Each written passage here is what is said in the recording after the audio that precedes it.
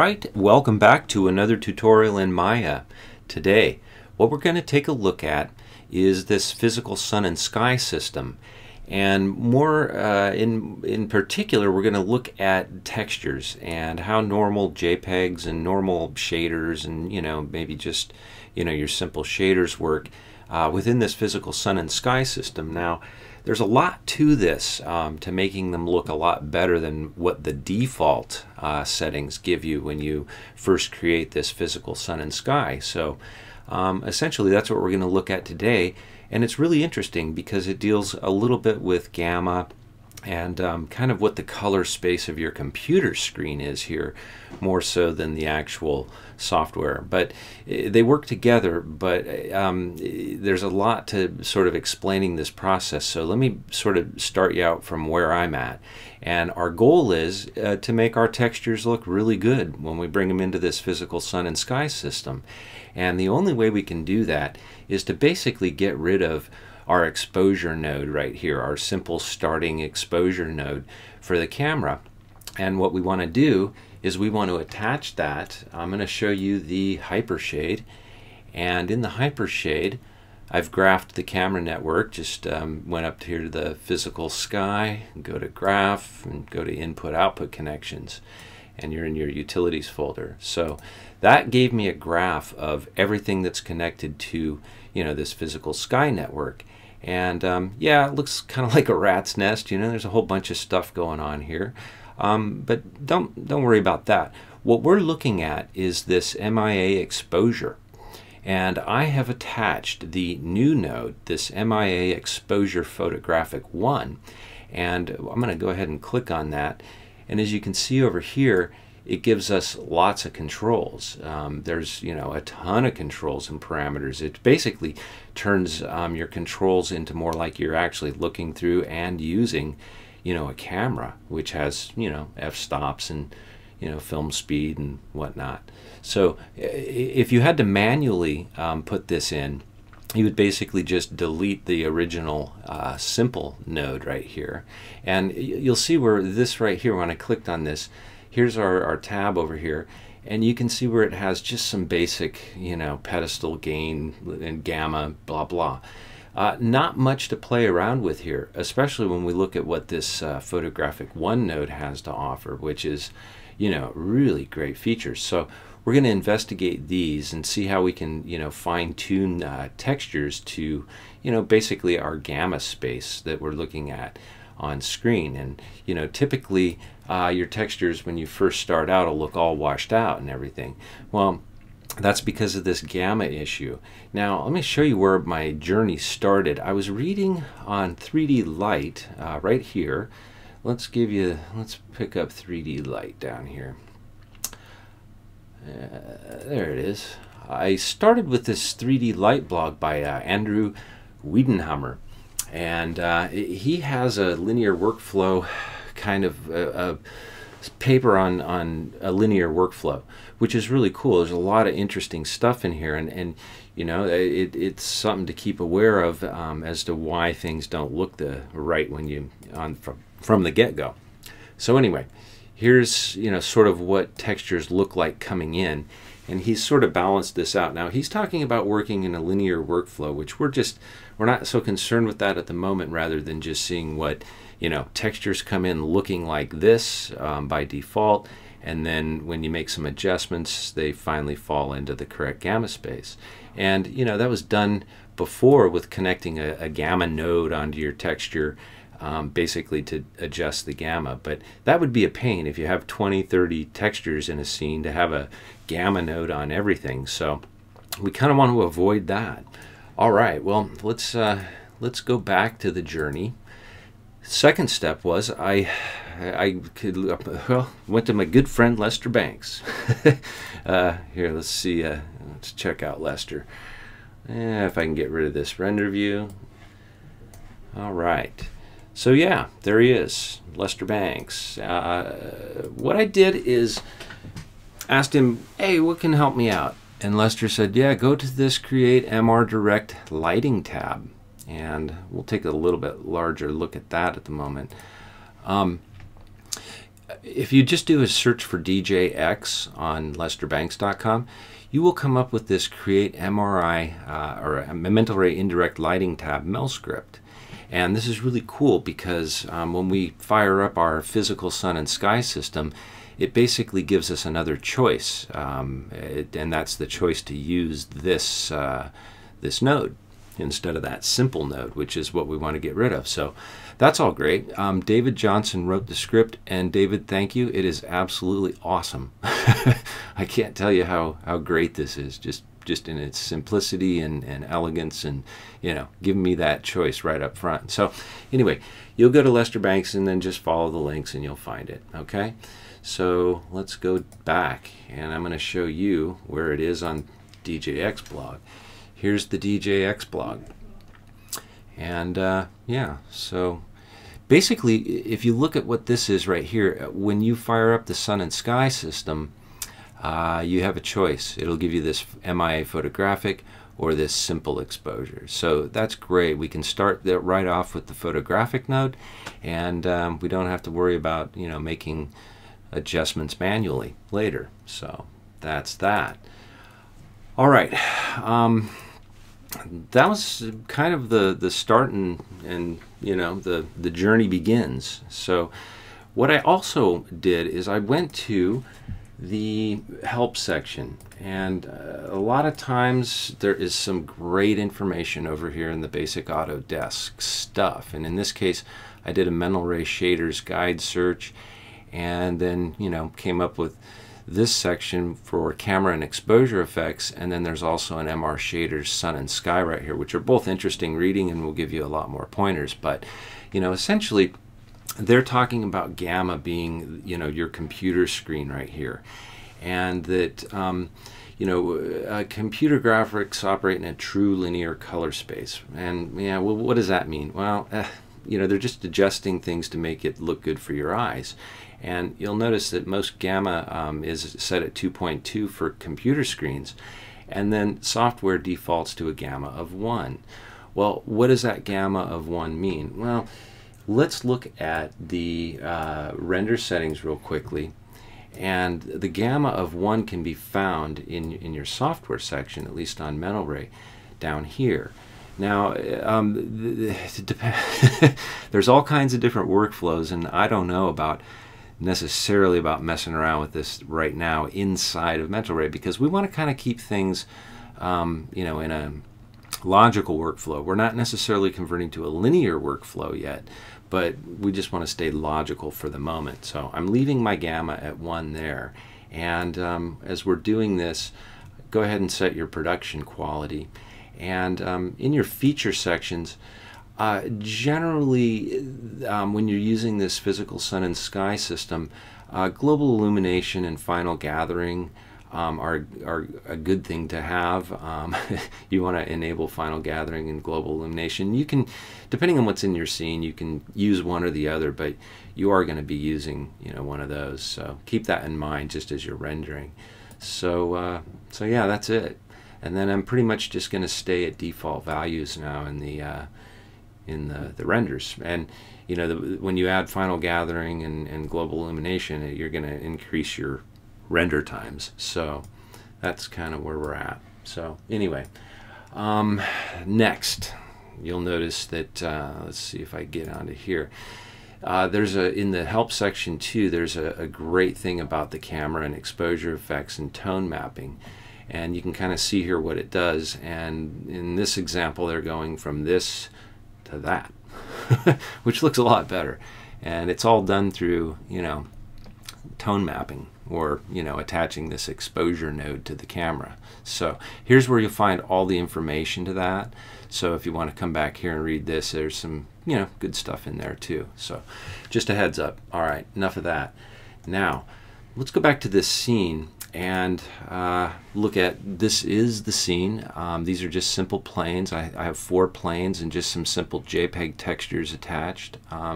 These I did screen grabs off the internet just to see what kind of quality I would end up with, kind of just saving it out from a screen grab from these pages. So they look okay. This is just a very basic, simple example. So anyway, Here's my light coming in at about 3 o'clock, and if I turn on my lights here, I can kind of tell what's happening in this scene.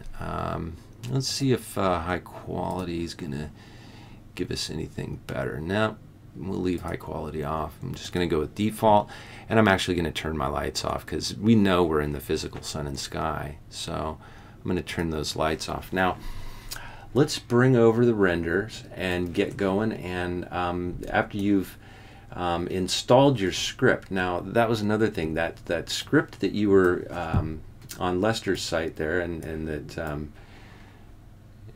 that we went to, you should take it and put it, it's going to be called Create MEL Light Indirect Lighting tab. And let's see if we can get out. There it is. And just, mine's in my users shared Autodesk Maya 2011 scripts folder, and that's what it looks like. So really you should install these in your scripts folder. So there you have it, just in case you didn't know. So put that in there, and let's get started. Now bring this over a little bit. Let's get our render view over here, and we'll take a quick render of the scene where we're at now, and may have to adjust it a little bit.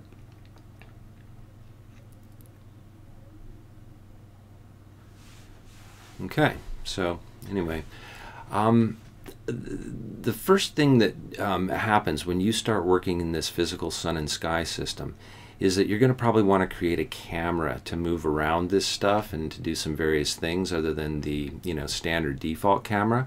Right now I created camera 1, and that's what I'm using at the moment. But let's create another camera real quick, and go through the process of creating and adding cameras here first, because we need to link those up to this overall system when we create a new camera. So if I go to create, we'll go to camera and just create, and there's our camera. And I think what I'll do is I'll just go to the panel and look through that selected camera, and now I'll just sort of roll around here and get somewhere.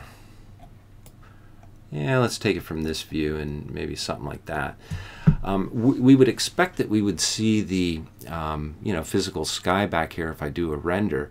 And the main thing you want to do is always check first to make sure that camera is in order.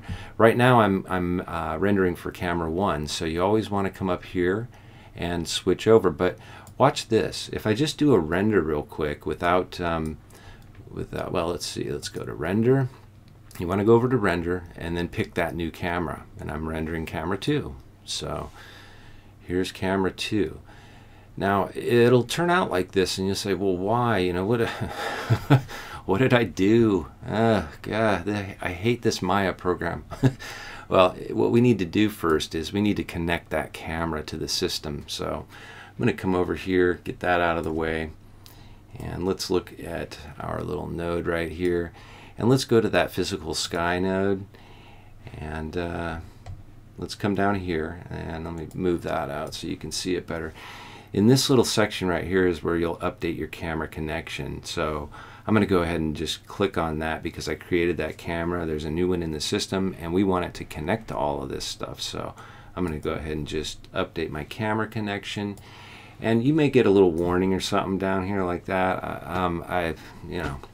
It always seems to go like that, but don't worry about it. Now we need to do a render, and let's check out what our render looks like now. Hopefully this will work, and I won't have to start this tutorial over again, because when things go wrong, things go wrong. Okay, so now we have our now we have that in there. So all right, that's pretty cool. Now let's fine-tune this a little bit by taking a look at our exposure node. For the most part, I'm just going to leave this here for the moment, and you can activate that node by just clicking on it over here. I don't know, however you get to it. So now we have our MIA Exposure Photographic 1, and you'll notice all of a sudden you have all the camera controls. Well, let's say this looks a little underexposed and oversaturated. I may want to say, well, let's mess with the exposure first. So, predictably, if I bring my ISO down to say 50, let's see what that render looks like. And this is just like film speed. It sort of just gives you a starting point for, you know, if you were to load a fast film in the camera or a slow film. So predictably that makes it, you know, a little bit less exposed. Now, you have to pick what's right for your scene. You know, it could be 100, 200, 400. It just depends on how bright and where your sun is. And remember, that sun angle is coming in at kind of an angle, so it's a mid-afternoon sun, which will give you kind of a warmer tone, which is really cool. So there it is. Now, if you use your camera shutter, predictably it's at 60th of a second right now. Let's say we give that like 1/25th of a second. You know, obviously it's going to go less light going into the camera, so it's going to go darker. So, you know, you'll adjust your camera shutter speed just like you would on a real camera. So let's bring that up to maybe 2/50th of a second and take a look. So that's all that is, camera and shutter. Oh, yeah, goes way down. Yeah, let's bring that back down to, like, say, 30th of a second. Yeah, so you get the idea. You can kind of play around with it just like you would anything else. So that's a little overexposed at 30th of a second. So, you know, I might want to put it at 45, and let's just see what happens there.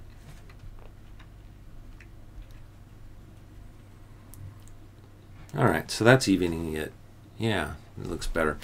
Okay, so I hope this shows up okay on YouTube. Now, let's look at the f-stop. F-stops work just like they would on a camera. Right now it's at 16.5, but if I open that up or go down to, say, like f22, it's going to let less light in. So basically, you know, we're going to get a little, it's going to tone down a little bit. Okay, so mess around with your camera shutter speeds and your f-stops. Know your f-stops, and you know, you can Google it and learn. All right, now one of the coolest things about having the camera controls is the vignetting, because right now it's at 0. But if I, like, say I went old school and did a wide angle kind of shot, let's just bring our vignetting all the way up. This gives you that really nice fall off around the, you know, around your edges. And you know, be careful where you use it. Sometimes it's good, sometimes it's bad, but you know, it really helps if you're just doing a single still image and working on just a still render, and you know, gotta have some nice vignetting in. That's a cool way to do it. So with the vignetting on, I might even want to bring my I might even want to drop this f-stop down to, say, like f11. We'll just stay with photo based terms here. That's too much. So we'll go 11.5. See what happens there. Okay, so you get the idea. Vignetting will give you that nice around the edge kind of look. All right, I'm going to bring the vignetting down, turn that off, so we'll get rid of that. The burn highlights, let's do a render to kind of straighten out here. And as you can see, it's getting different every time I switch stuff up here. Our renders look, you know, way different. All right, so let's come back up here and start working with this again. Let's put our camera shutter back to 60, and let's put our f at say like f16, and we have no vignetting. And all right, let's do another render. When you start to play with stuff, sometimes it has an effect that you don't really, you know, count on necessarily. So, all right. So here's our render view, and that looks pretty good. Now let's look at the highlights on these, you know, typical shaders. This is just a Lambert on a, you know, a polysphere, or I mean a torus. So, and this is just a red, you know, red texture. So let's look at where our highlights are, and essentially what I'm seeing is right here is a good highlight. You know, this is kind of a good highlight there. Well, if I bring that burn highlights value up quite a bit, we'll do a quick render.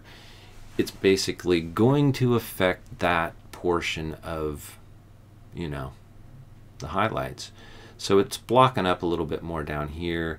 And remember, you're still not in final gathering, or I'm not rendering in final gathering or global illumination, so that's going to make a big difference on how your shadows show up down here. So, you know, you have all your shadow values to play with and your sample levels and whatnot. So just keep that in mind. And you can also play around with your diffuse values of your texture and stuff here. So anyway, just good things to be aware of. So you can see where that brought in, like, really blew that sphere out there. So I'm going to go ahead and bring the burn highlights way down, and we'll take another look at the lower end. So they're not so prominent, and yeah, you see a little bit more fall off here. So that's essentially what that's at.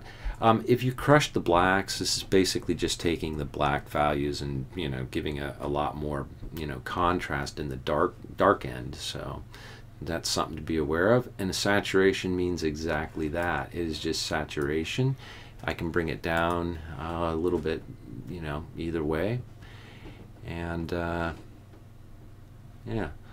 So you can play around with saturation to get really cool looks as well. You can even go black and white, you know, if you bring your saturation all the way down.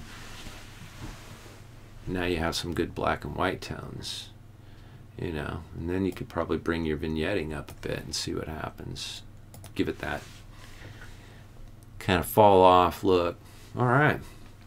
So you see, there it is.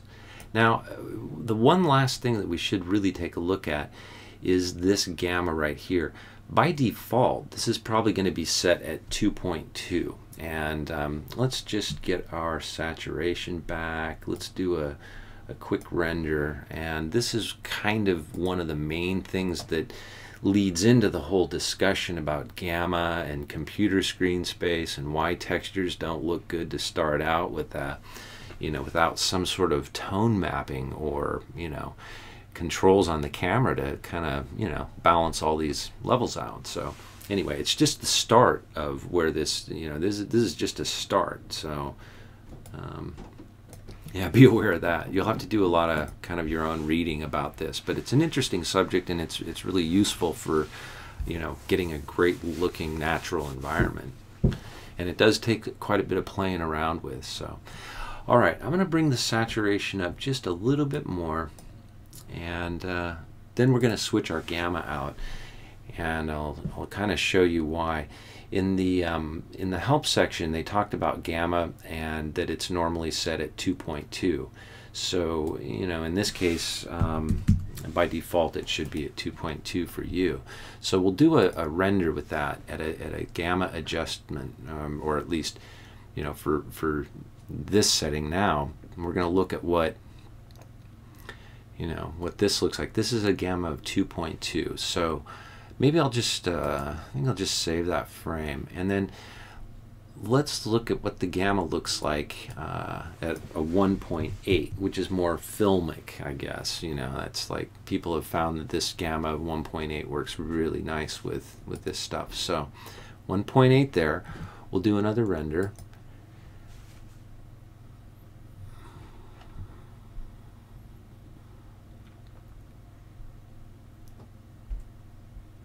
Alright, there it is, and let's see if that one, there was, I'm going to move it over here. That was our 2.2, and that's our 2.8.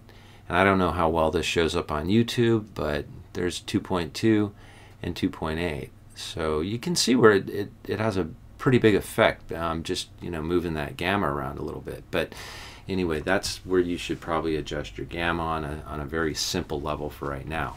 Okay? So I guess that's about it. I think I covered most everything. All right. It's a large topic to wrap your head around, and you know, there's a lot of stuff to know, and you know, it's going to be different for everybody and what you're doing and what you're trying to output. But you know, it's a great starting point to just kind of be aware of what's going on in there. All right. So great, I hope you learned something. I did, and you know, have a great week, and you know, be a good person all the time to everyone, and enjoy life, and read a book once in a while, and make it an owner's manual for Maya. All right. Thanks for watching. We'll see you on the next one.